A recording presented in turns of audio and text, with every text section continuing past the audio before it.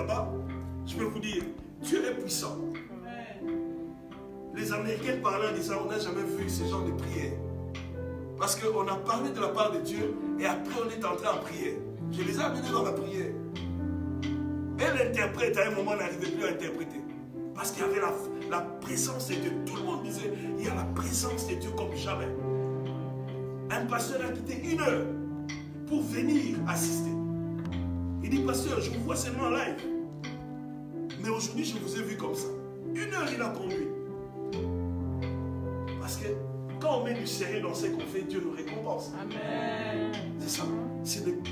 Normalement, quand on dit les temps de prière, il y a des gens qui attendent les dimanches. Quelqu'un se déplace. Il est là. J'avais annoncé, le prophète Michel va nous parler. C'est sûr qu'il y en a qui travaillent, c'est vrai. Il y en a qui travaillent. Mais ce n'est pas tout le monde qui travaille. Il y en a, ils reviennent du travail comme les autres, mais ils sont là. Mais il y en a qui reviennent du travail qui sont à la maison. Il y en a qui n'ont pas aussi d'alibi. Mais ils ont des problèmes. Or, les problèmes sont appelés à finir avec Dieu. Mais quand est-ce que tu vas prier? Nous sommes au mois de mai déjà. L'année va finir. Les choses vont rester pareilles si on ne prie pas. Ce sont des choses vraiment que nous devons avoir à cœur. Le prophète Michel, il est marié, pasteur responsable de l'église Centre évangélique Le Palmier à Saint-Étienne. Il était à Edmonton avec le pasteur Noé, avec le pasteur Roland qui tenait les séminaires là-bas chez lui, là où Safia est pris aussi. Et après ils sont allés à Floride, il y avait une conférence de TDJ, et là il est revenu pour la chambre haute et il va nous enseigner. Dieu l'utilise, j'aimerais que vous puissiez écouter de la parole. Il va nous parler aujourd'hui de ce que Rebecca enseigne. Et demain il vous enseignera aussi sur un autre sous-thème, donc toujours c'est que les gens nous enseignent. Et il va parler sur ce que Rebecca nous enseigne. Est-ce que vous voulez l'écouter? Il va introduire aujourd'hui. Alléluia. Que Dieu soit béni pour ça.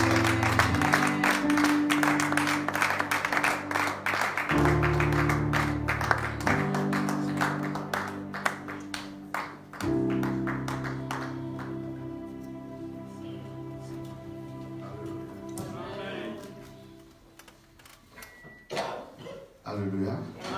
Est-ce qu'on peut acclamer vraiment pour le Seigneur?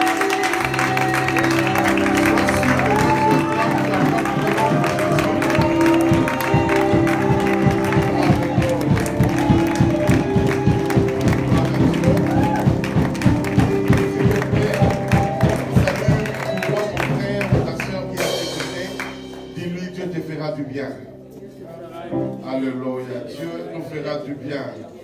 Amen. Merci de prendre place. Que le Seigneur nous bénisse.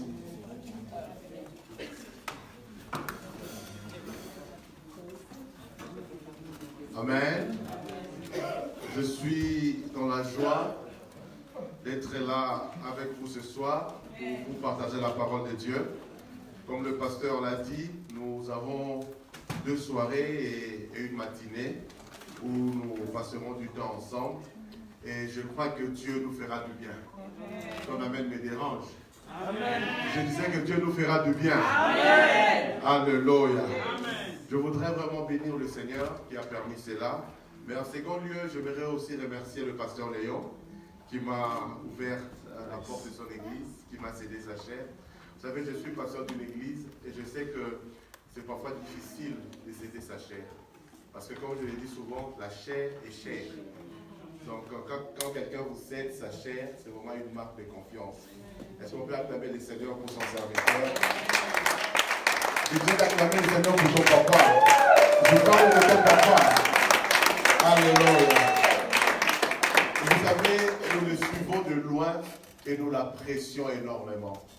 Je disais, nous l'apprécions énormément. Amen. Vous savez, généralement, les enfants du boulanger ont du mal à apprécier le pain. Parce qu'ils sont habitués à ça. Amen. Mais quand quelqu'un vient de l'extérieur, il dit waouh! Et parfois, les enfants s'étonnent du fait que les gens disent waouh au pain de leur père. Parce qu'ils sont habitués à cela. Mais laissez-moi vous rassurer, vous avez un pasteur formidable. Amen. Acclamons encore le Seigneur pour son serviteur. Alléluia. Je voudrais aussi saluer sa femme. Moi, j'aime pas trop dire derrière un homme, mais j'aime plutôt dire à côté d'un grand homme, il y a aussi une grande femme. Amen. Que le Seigneur bénisse maman pour être à côté d'un pasteur. Vous savez, être épouse d'un pasteur, ce n'est pas facile. Amen. Mais que le Seigneur nous soutienne. Gloire à Dieu. Amen. Alors, comme le pasteur l'a dit, je suis marié à la Miss Univers. Chez nous, on dit qu'il y a beaucoup, chacun. Amen. Moi, si je dois parler de ma femme. Amen. Alors, nous avons 2 enfants et le 3e est en route. Amen. Amen. Voilà. Durant ces 3 jours, je veux parler sur un thème. C'est que Rebecca, Eliezer et Isaac nous enseignent. C'est que Rebecca, Eliezer et Isaac nous enseignent. Mais j'aimerais être galant, comme il y a 2 hommes et une femme. Donc ce soir, je vais commencer par une femme. C'est que Rebecca nous enseigne. Et puis demain, nous parlerons sur ce que Eliezer nous enseigne. Et puis dimanche, par la grâce de Dieu, nous allons conclure par ce que Isaac nous enseigne. Amen. Est-ce qu'on peut s'élever pour lire la parole de Dieu? S'il vous plaît, pour honorer la parole. Ouvrons nos Bibles dans Genèse chapitre 24. Genèse 24, 10 à 28. Genèse 24, 10 à 28. Alors, je vous ai amené 2 de mes livres pour ceux qui seront intéressés.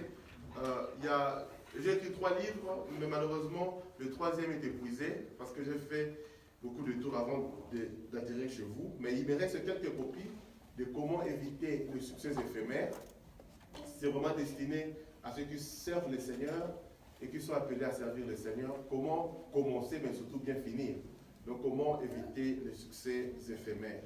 Et mon 2e livre que je vous ai proposé, c'est « Et quand Dieu sort de son silence ». Vous savez, parfois, nous traversons des moments où nous avons besoin que Dieu parle, mais Dieu reste silencieux. Mais qu'est-ce qui se passe quand Dieu est silencieux? Et qu'est-ce que nous pouvons faire pour faire sortir Dieu de son silence? C'est vraiment un livre que je vous conseille, et surtout quand vous passez un moment difficile. Amen. Donc si jamais il y a besoin, vous pouvez voir le pasteur. Genèse 24, 10 à 28. Le serviteur prit 10 chameaux parmi le chameau de son seigneur, et il partit, ayant à sa disposition tout le bien de son seigneur. Il s'éleva et alla en Mésopotamie, à la ville de Nacor.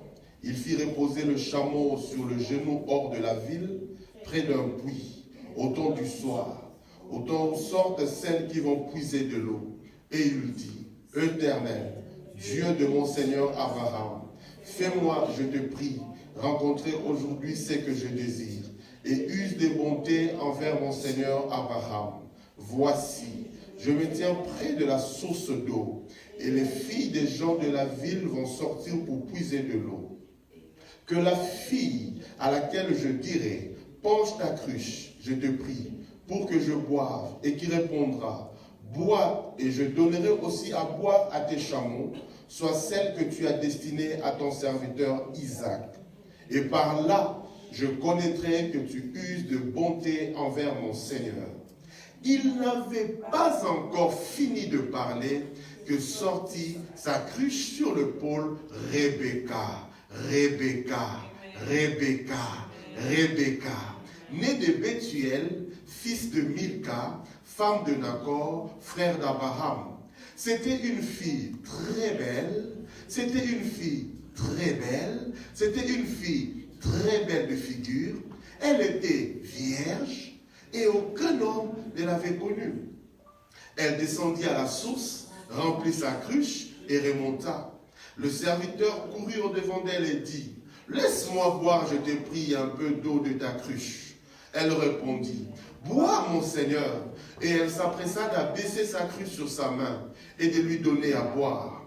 Quand elle eut achevé de lui donner à boire, elle dit, « Je puiserai aussi pour tes chameaux, jusqu'à ce qu'ils aient assez bu. » Et elle s'empressa de vider sa cruche dans l'abreuvoir et courut encore au puits pour puiser. Et elle puisa pour tout le chameau. L'homme l'a regardé avec étonnement et sans rien dire, pour voir si l'Éternel faisait réussir son voyage. On peut aller directement au verset 28. La jeune fille courut raconter ces choses à la maison de sa mère. Seigneur, nous bénissons ta parole et nous prions pour que ta parole nous fasse du bien ce soir. Merci parce que tu le feras, je le crois. Merci pour tous ces cœurs que tu veux enseigner ce soir. Merci, Seigneur notre Dieu, pour ta main qui est au milieu de nous et qui nous fait déjà du bien. Que toute la gloire te revienne. Seigneur, tu sais et je le sais que sans toi je ne suis rien. Que je diminue et que tu croisses. Que je disparaisse et que tu apparaisses. Que ton peuple soit béni. Au nom de Jésus. Amen. Amen. Que le Seigneur vous bénisse. Amen. Je disais tout à l'heure que je parle sur ce que Rebecca, Eliezer et Isaac nous enseignent. Bien-aimés dans le Seigneur, nous sommes dans un monde de compétition. Et j'ai beaucoup aimé ces 3 jours que le pasteur a décrété chambre haute, où nous devons prier, chercher la face de Dieu. Et demain, quand je parlerai de Eliezer, je vais beaucoup plus insister sur la prière. Mais ce soir, en parlant de Rebecca, je vais plus être équilibré dans mon message. Parce que vous savez, la vie chrétienne qui réussit est une vie chrétienne équilibrée. Il est important de prier, et demain j'en parlerai. Mais la prière ne nous empêche pas de faire autre chose. Vous savez, quand Dieu doit nous bénir, c'est quelque part un ensemble de choses qui doivent être faites. Alléluia. Nous devons faire certaines choses. Il y a certaines choses qui doivent être absolument accomplies pour vivre pleinement la bénédiction de Dieu. Vous savez, nous qui avons vécu en Afrique, au Congo, il y a une maladie qui faisait rage, qui s'appelait la malaria ou le paludisme. Et généralement, on vous prescrivait de boire ou de prendre 10 comprimés de quinine. Alors, quand vous prenez le premier comprimé, vous avez l'impression que rien ne se passe. Le deuxième, le troisième, le quatrième. Mais finalement, quand vous prenez le 10e comprimé, alors là, vous voyez que vous êtes complètement guéri. Alléluia. Mais laissez-moi vous dire que le 10e comprimé n'est pas plus fort ou plus puissant que le premier comprimé. Si le 10e comprimé a réagi ou a agi efficacement, c'est parce qu'on a pris d'abord le premier, le deuxième, le troisième, le quatrième, le 5e. Alléluia. C'est-à-dire, moi je crois que durant ces 3 jours, je suis venu juste comme un 10e comprimé. Je disais pour quelqu'un, je suis venu comme un 10e comprimé. Mais il y a des comprimés qui ont été là. Alléluia. Et je suis venu activer quelque chose dans la vie d'une personne. Et c'est lui qui me donne le plus grand amen que ça. Il y a des choses que nous devons faire pour pouvoir vivre pleinement la bénédiction de Dieu. Et justement, Rebecca va nous apprendre que la prière seule ne suffit pas. Il y a beaucoup d'autres choses que nous devons faire au préalable pour pouvoir bénéficier de la faveur de Dieu. Alléluia. À qui ce message est destiné? Ce message est destiné aux enfants de Dieu qui s'attendent à ce que Dieu réponde à leurs prières, qui espèrent quelque chose de Dieu, afin qu'ils sachent que Dieu attend aussi quelque chose de vous. Come on. Je dis, Dieu attend aussi quelque chose de vous. Amen. À qui est destiné ce message? Ce message est destiné à ceux qui servent le Seigneur ou qui sont appelés à servir Dieu, mais qui ont l'impression que leur ministère n'a pas d'impact. C'est pour leur dire aussi que c'est possible d'avoir un impact, mais la prière seule ne suffit pas. Il y a autre chose qui est aussi nécessaire. Amen. Amen. Et en lisant cette histoire, il y a 3 principales leçons que je vais dégager. La première, c'est la bonne éducation. La deuxième leçon, ça sera être prêt pour les opportunités. Et la troisième, je parlerai sur l'importance du sacrifice. Alléluia. Dans Genèse que nous avons lu, au chapitre 24, laissez-moi déjà essayer de planter un peu le décor. Il y a Abraham qui a commencé à vieillir et qui s'inquiétait du fait que son enfant Isaac ne se mariait pas. il va envoyer son fidèle serviteur Eliezer pour aller lui chercher une femme. Et je reviendrai sur Eliezer demain, donc je cours un peu. Et il arrive à Nakor et Eliezer se met à prier. Il demande à Dieu, Seigneur, je veux que la femme que tu as destinée à mon maître puisse venir, mais le signe que je te demande, que la fille à qui je demanderai de l'eau, et qui d'elle-même, spontanément, librement, dira, je donnerai aussi à boire à tes chameaux, soit celle que tu as choisie à mon maître. Et la Bible dit, dès qu'il finit de prier, il y a Rebecca qui se présente. Et Eliezer court auprès de Rebecca. Dit, est-ce que je peux avoir un peu de ton eau pour boire? Écoutez, au verset 18, la Bible dit, elle répondit, bois mon Seigneur. C'est une personne inconnue à ses yeux. Rebecca ne connaît pas Eliezer. Elle ne sait pas qui elle est. Mais vu qu'elle a une bonne éducation, voilà comment est-ce qu'elle appelle Eliezer mon Seigneur. Et la Bible dit, elle s'empressa d'abaisser sa cruche sur sa main et de lui donner à boire. Yaya, toute jeune fille, même si elle ne l'avoue pas, mais à un certain âge, elle désire avoir un mari.